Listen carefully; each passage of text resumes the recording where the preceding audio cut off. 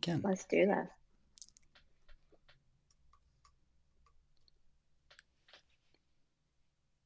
Welcome to the Seeker's Table. I am your host, Ian Whitemar, and each week I interview a spiritual companion to explore how contemplative practice can guide us into the sacred mutuality that binds us all together.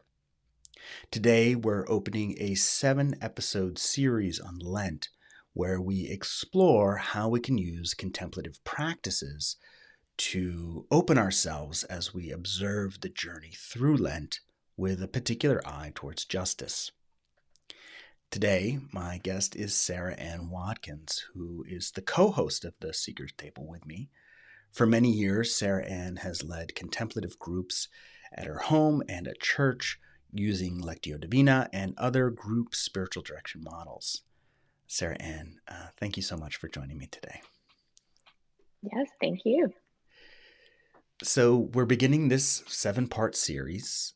It'll be a 40-day part of a 40-day journey for folks who are here to experience Lent. And some people might actually be new to Lent. They've heard of it, but they haven't actually participated in Lent. And I'm wondering if you can start us off by just sharing what Lent means to you and how you experience Lent. Yeah, so in the Christian tradition, Lent is when we get to stop and remember Jesus's sacrifice for us and the way that our actions and sins are a part of that. So we get to reflect on our own sin and then also on Jesus's sacrifice. So it starts with Ash Wednesday when we get to remember all of the things or all of the ways that we have sinned, all the ways that we have messed up, and about our own humanity, how one day we will die, how we are not God, how we are human. And we are marked by that on Ash Wednesday with the ashes on a cross on the forehead. And then we leave from Ash Wednesday and we go through the rest of Lent thinking about how Jesus has come to redeem those things, how that has been redeemed, how all hope is not lost. But in order to celebrate that hope, we kind of have to remember the reason. Mm. And so this, I'm a little bit struck sometimes because it's not that people are so afraid of giving things up or even really doing a form of asceticism. We see sort of these long juice fasts, we see long meditation retreats. And I'm wondering why you think, anyway, Lent is perhaps not as, popular in that same way. Like, why, you used the word sin a couple of times, and I think sometimes that's a heavy word for people because they don't Mm-hmm. really necessarily want to wrestle with what that means, partly because there's a Mm-hmm. lot of cultural baggage on that. But why do you think that, Lent, we see people really willing to take up these other sort of journeys of release and renewal. But when it comes to Lent, they're like, yeah, I don't want to do that. I think that when you're talking about people doing a juice fast or maybe some sort of like yoga challenge or something that is like very renewing for our bodies, they're still in control of that. Mm-hmm. You're in control of that juice fast, and there's kind of a thing that you're getting to at the end. Like maybe you have another goal in mind as well. Like maybe you want to lose a little bit of weight and that's why you do the juice fast, or maybe you're not feeling well and that's why you do it, or maybe you're achy and you're feeling like I am in my 30s, like realizing I need to stretch a little more and that's why you do the yoga thing.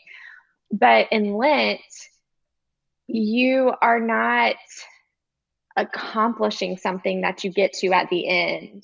You're not the one that's accomplished it. Like God has accomplishment. So it's a relinquishing of control. It is an understanding that we are humans and we're limited. The things that we can do are limited, even in solving our own problems of sin. We can't even solve that ourselves. And so it's more of a relinquishing, whether instead of an accomplishing. Hmm. And I actually really liked what you just said. Like, even our sin, like, we can't deal with it. And I think for those of us who live sort of in the more progressive dimensions of society, right?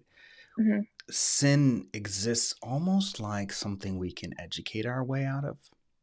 Mm-hmm. And I'm not in any way saying that we shouldn't engage in education. Like, when we're talking about racism, white supremacy, things like that, like, it's really important for us to read and to learn Mm-hmm. as much as we can. Mm-hmm. And I'm also feeling like the sort of the things like the sin of racism, these sort of communal, sort of corporate sins Mm-hmm. that live with us, that, like, we need grace. Like, we Mm-hmm. need grace if we're going to take that education and like somehow experience the new life that, you know, I think obviously we hope for everyone. Yeah, and there's that weight that we can feel, like even if we do feel like, as a more progressive person, like I might read lots of books on racism and I can change my personal actions and I can pray for heart change and that I am changed by reading those things. And there's definitely a benefit of that education. But then we still feel the weight Mm-hmm. of the society. Like I can't fix that. Mm-hmm. So there's still that weight. I can be educated and I can raise my children to be educated, which is a worthy cause. Absolutely. Absolutely. But then there's still that weight of that, like you were saying, that kind of societal sin Mm-hmm. that we live in. That's just part of living in a sometimes broken world. Right. And I guess I love Lent in the sense that it's it's really in so many ways not even about me. And Mm-hmm. I'm going on this journey, and I'm hope doing it with others intentionally. Mm-hmm. But there's this part of uh, living, the acknowledgement, the repentance, and the renewal is of the broken world that we're, Mm-hmm. you know, and sort of the mark of the ashes. Here we are on Ash Wednesday, right? The mark of it is Mm-hmm. like, let's go into the self-examination period, right? Mm-hmm. Yeah, and praise God that we don't stop at Ash Wednesday. That's Right, not where Lent ends. right, Lent begins at Ash Wednesday, but Lent ends at Easter, and where we get to celebrate. right. There is like we don't end there. God doesn't leave us in that place. God is working. And Lent gives us this tiny kind of period every year where we can remember that. And wow, we might not be able to see that perfectly in our world all the time. Like God is working, Mm-hmm. God is here, God is with us, and we're not left at Ash Wednesday. Right. So, yeah, thankfully. And so, as you and I were sort of building this sort of 40-day online retreat with folks, we were, both you and I are contemplatives, and we're very committed to the idea of making this a contemplative journey. I mean, Mm-hmm. it, it we didn't come up with that. It is a contemplative journey, but like helping people embrace Lent, not as something to like give up chocolate or give up whatever, Mm-hmm. but to take the time to do examination, to open and to listen, And as a contemplative, who's, we decided on Lectio Divina. Um, how has that appeared in your life? How has the contemplative practices, how have they sort of changed your life with Mm-hmm. God, or opened your life with God, or however you would say Yeah. it? Yeah. So I come from an evangelical Christian background where a lot of prayer was a lot of talking. Mm-hmm. It was talking to God. It was time to talk to God. And even evangelicals, which I love this about the evangelical tradition, it's, you know, this access to God, to talk to God, but not a lot of listening um, was taking place, at least in my life, before starting contemplative practices, where I just sat there quietly, and God is able to enter into that space when we are quiet. And it has taught me how to listen to God and how to watch for God and see the way that God is moving around me, see the way that He is moving through my life, through the lives of my friends, through finding people who are also living a similar journey. And I think that we miss that if we aren't quiet and if we don't give space for listening. I always come back to that passage in Kings with Elijah, right? Who, uh, there's the mountains and the winds and all of this, and it's like God is not in all of the ruckus of the world. Mm-hmm. But then there was this still small voice. Mm-hmm. But if we don't take the time ever in our lives, like literally the ruckus will just it will just drown out the voice, which I think is in part what leads us in that direction of the broken world. Because if we're not listening, our Mm-hmm. actions ultimately manifest in such a way that um, cause harm. You know. Mm-hmm. And I think when we aren't listening, we sometimes miss parts of that. Part of the listening is confronting your own what's going on inside of you Hmm. first, and then being able to better see what's going on around you. And that can be scary and Yeah, hard to yeah. sit Can there you in say more silence about in that? that That was time. great. So I think my personal experience, which I can't speak for everyone that's been on the contemplative path, but it's not one that's just, I think beforehand, I would have thought it was more like, like yoga-y, sitting here, kind of thing. But it really led me down a path of having to confront a lot of things inside of me, fears, misconceptions, doubts, sins inside of me. Because when you're sitting there silent before God with no words, no Bible study, not that those things are bad, but giving space without those things, there's nowhere to hide. There's nothing to hide behind. It's just you and your innermost self and God. And there's just there's nothing to hide behind. Those things just come up and you have to confront them. Hmm. There's this passage by Frederick Buechner who I love, who's talking about you know we get, I think, the 40 days from Jesus going into the wilderness, right? Mm-hmm. And so this quote is, Jesus went off alone into the wilderness where he spent 40 days asking himself the question what it means to be Jesus. And I Mm-hmm. think some of this Lenten journey is like, what does it mean to be Ian? What does it mean to be Sarah Ann in this broken world? Like, what are we being called to? Mm-hmm. Can we hear what's being asked of us? Mm-hmm. You know, can you show me the truth about myself, Yeah. including the tough stuff, but also the good stuff as well? Like, Oh, yeah. Yeah. I think we get afraid of that, the darkness mm-hmm, sometimes.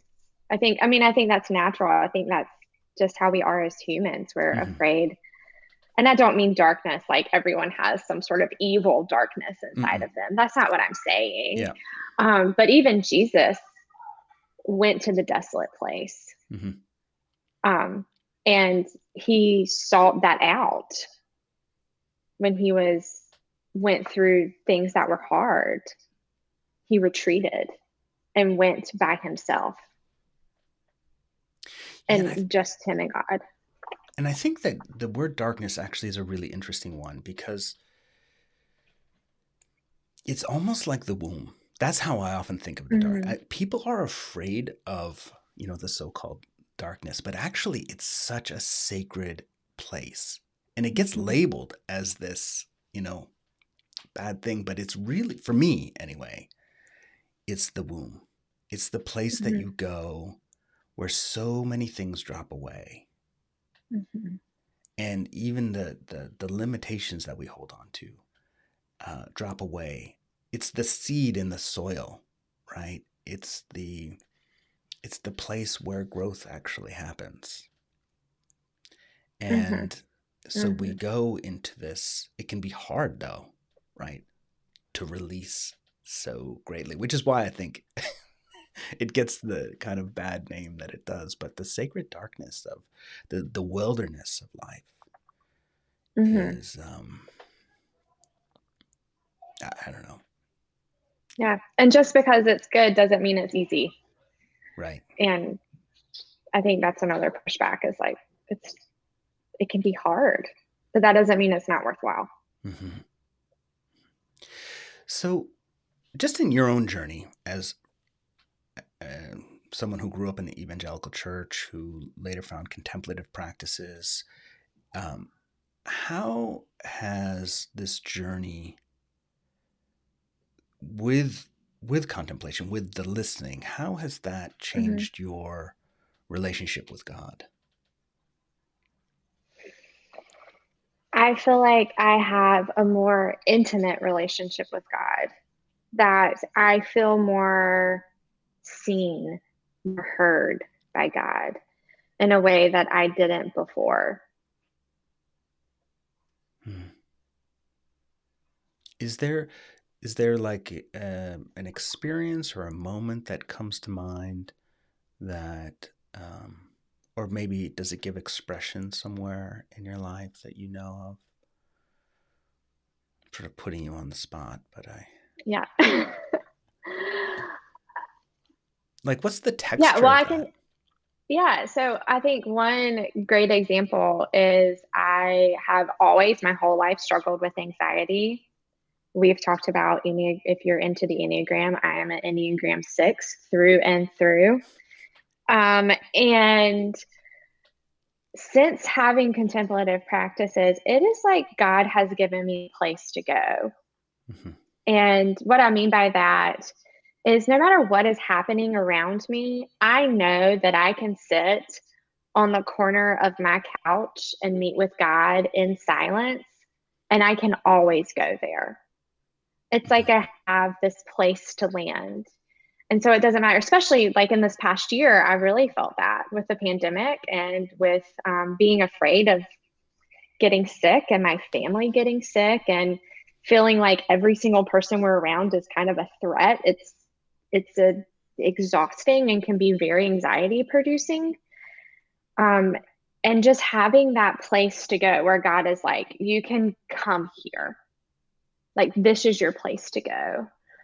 This is your safe space to be where you are, where I know you completely and you can be anxious, and being here with me might not make you not anxious.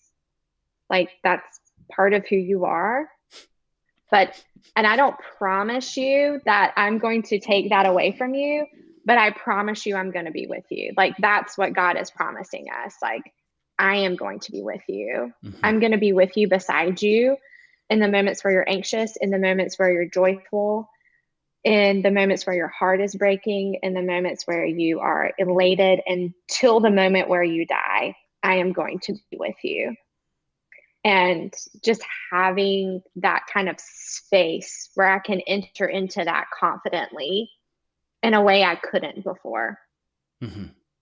has been really transformative for me.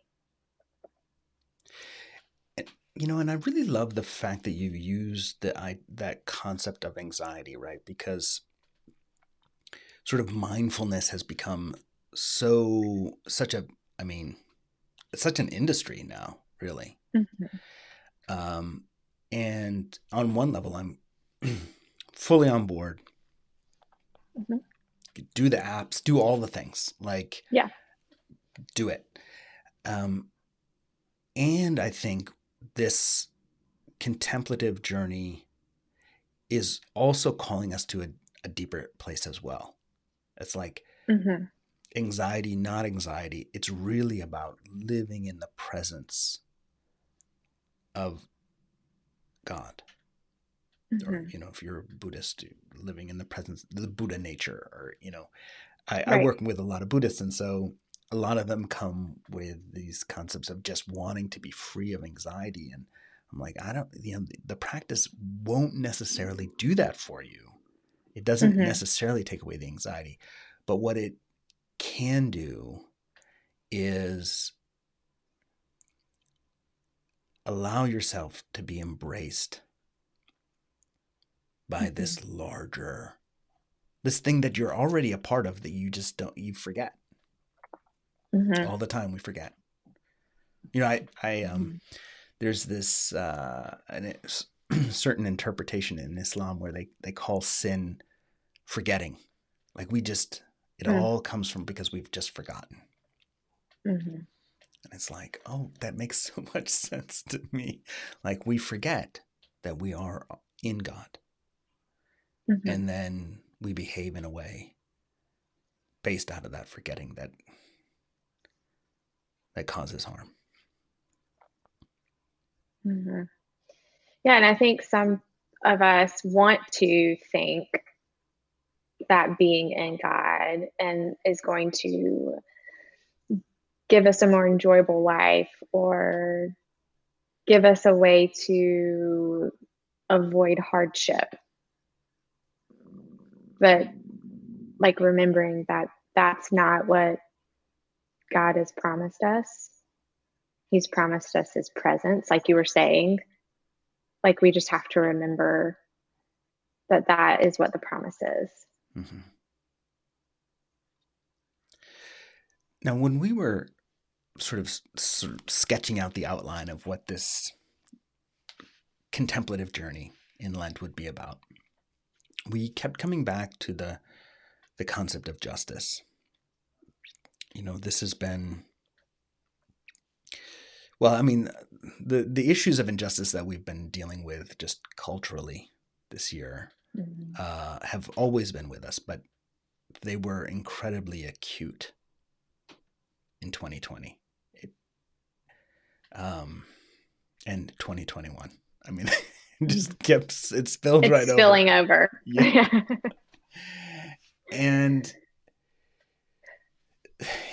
so, as the people who are watching this, as they're getting ready to do the 40 days,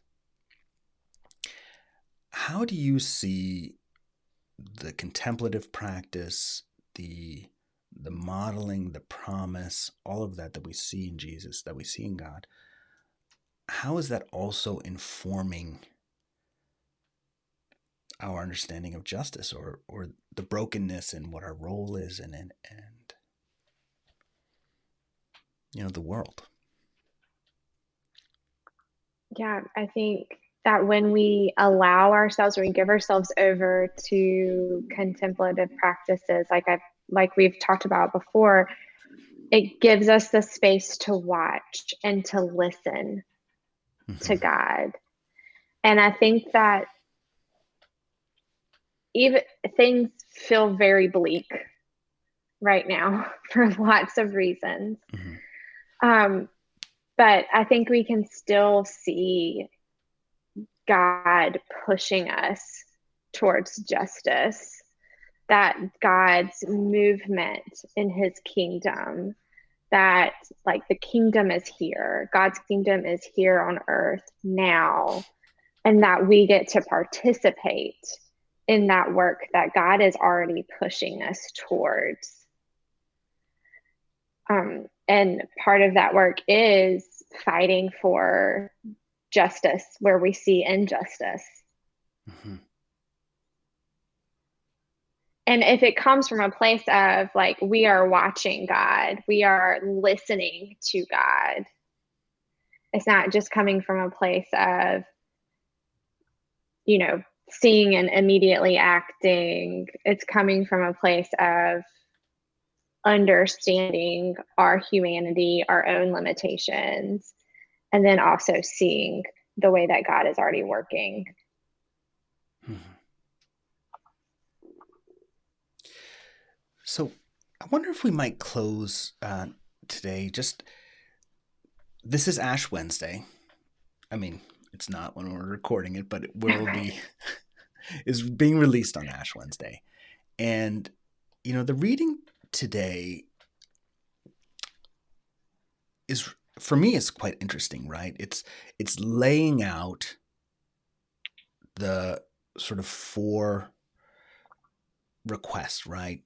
Alms, prayer, fasting, and treasure givings, right? And so, but it's also very clear that we're not supposed to be out, you know, I mean, it's so explicit. Don't pray like the hypocrites. Yeah, go in your room and shut the door. Right. Yeah. And yet, like, what's there seems to be almost a little tension, obviously, because people will be walking around with ashes today, right? So Mm-hmm. there will be a little getting some attention. But Mm-hmm. also, like, how do we navigate that space of, you know, following what we're being asked to, right? Not to be like, what's this false prayer, I guess, that you see being talked about in this passage, which, it's Matthew 6 is where it's coming from. Mm-hmm. I think it comes from your motivation. Mm-hmm. Like, there's no like elevating yourself of going in a room and shutting the door and praying by yourself or being silent with God. So I think even as if you go to church and you have the ashes on your forehead and you're walking around, I think it's more talking about from the motivation of why are you doing that, not necessarily the actual act. Mm-hmm. And so, what's the what's the motivation? Like, why are we doing this? Of Lent, of Ash Wednesday, Yeah. of I praying. mean, we sort of talked about it a lot, but like, I mean, here we are. Like, when we Mm-hmm. read this passage, how are we supposed to wrestle with it? How like you know to be done in secret? Um, Mm-hmm. Sometimes I worry when we say things done in secret. It's almost like it lets us maybe a little bit off the hook, or because I did it by myself. Um, Mm-hmm. I don't know. I'm just trying to explore this a little bit for even for myself. Like, Mm-hmm. I don't want to be, a trumpet of like, I'm the righteous, Mm-hmm. right? And Yeah, yet I there think, is injustice. Like, how do we? yeah, I think Ash, when you're talking about Ash Wednesday and Lent in general, there is